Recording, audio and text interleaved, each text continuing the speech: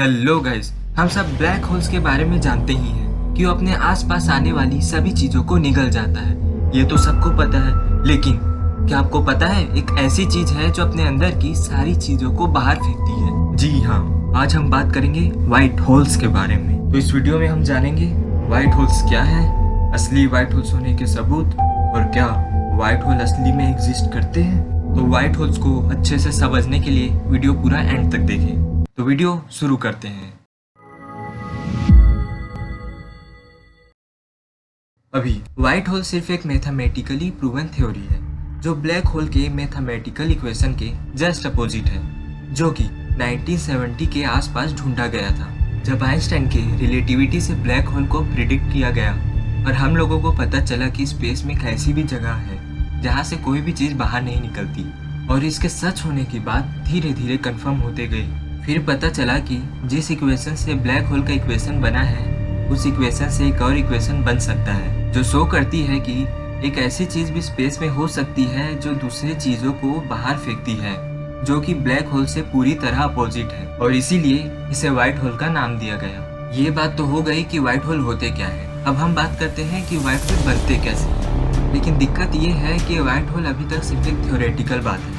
किसी के पास कोई सॉलिड प्रूफ नहीं है कि व्हाइट होल असली में बनते कैसे हैं। तो हम व्हाइट होल की उस थ्योरी की बात करेंगे जो साइंटिस्ट सबसे ज़्यादा मानते हैं। यह थ्योरी ये बताता है कि जब किसी बड़े स्टार का फ्यूल खत्म हो जाता है तो उसके रेडिएशन और ग्रेविटी का बैलेंस बिगड़ जाता है, जिससे उस स्टार का सेंटर कोलैप्स होकर फट जाता है और सुपरनोवा बन जाता है। फिर सुपरनोवा में ग्रेविटेशनल पुल के कारण स्टार के पार्टिकल्स डेंस पॉइंट में कन्वर्ट हो जाते हैं और एक पॉइंट में समा जाते हैं, जिसे हम ग्रेविटेशनल सिंगुलैरिटी भी कहते हैं। और इस पॉइंट का ग्रेविटी इतना ज़्यादा होता है कि लाइट भी इससे बाहर नहीं निकल सकती, और इसे हम ब्लैक होल भी कहते हैं। मशहूर साइंटिस्ट स्टीफन हॉकिंग का मानना है कि ये जो ब्लैक होल होते हैं उनका भी डेथ होता है, जिसके ऊपर उन्होंने एक थ्योरी भी रखा है जिसका नाम है हॉकिंग रेडिएशन, जिसके अकॉर्डिंग ब्लैक होल समय के साथ अपना एनर्जी रेडिएट करता रहता है या इवापोरेट होता है जब तक वो पूरी तरह खत्म ना हो जाए। लेकिन यहाँ दिक्कत ये है कि जो भी चीज़ ब्लैक होल निकलती है उसका होता क्या है,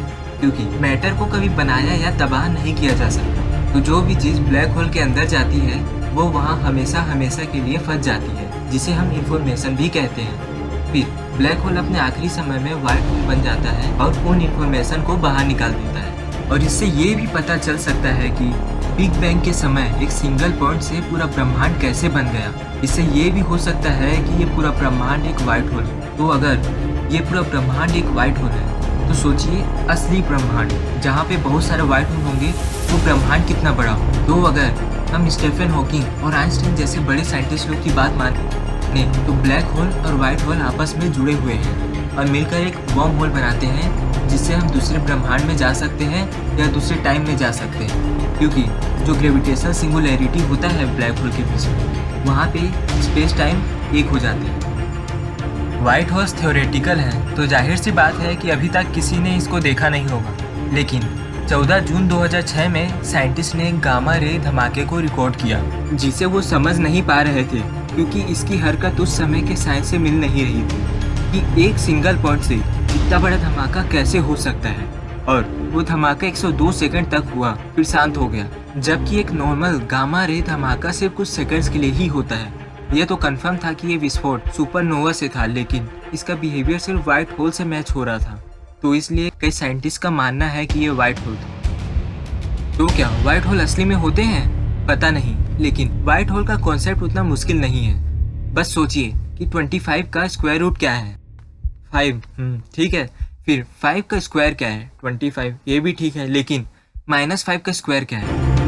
हाँ, सेम 25। यहाँ पर -5 और 5 दोनों ही आंसर है, कोई किसी से ज़्यादा सही नहीं है। जैसे 5 स्क्वायर रूट है 25 का, लेकिन -5 भी गलत नहीं है। ऐसे ही सेम व्हाइट होल का इक्वेशन ब्लैक होल के इक्वेशन का जस्ट अपोजिट है, लेकिन गलत नहीं। ब्लैक होल अपने अंदर की चीज़ों को बाहर फेंकती है, लेकिन व्हाइट होल किसी चीज़ को अंदर नहीं आने देता, लेकिन बाहर। तो अभी तक व्हाइट होल के सच होने का कोई पक्का सबूत तो नहीं है, लेकिन हम ये भी नहीं कह सकते कि एग्जिस्ट ही नहीं करता या एग्जिस्ट ही नहीं करेगा।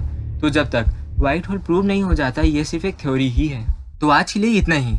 अगर व्हाइट होल से रिलेटेड कोई सवाल जवाब हो तो कमेंट सेक्शन में लिखिए, हम ज़रूर जवाब देंगे। और अगर वीडियो पसंद आए तो लाइक, सब्सक्राइब और शेयर कीजिए। Thank you.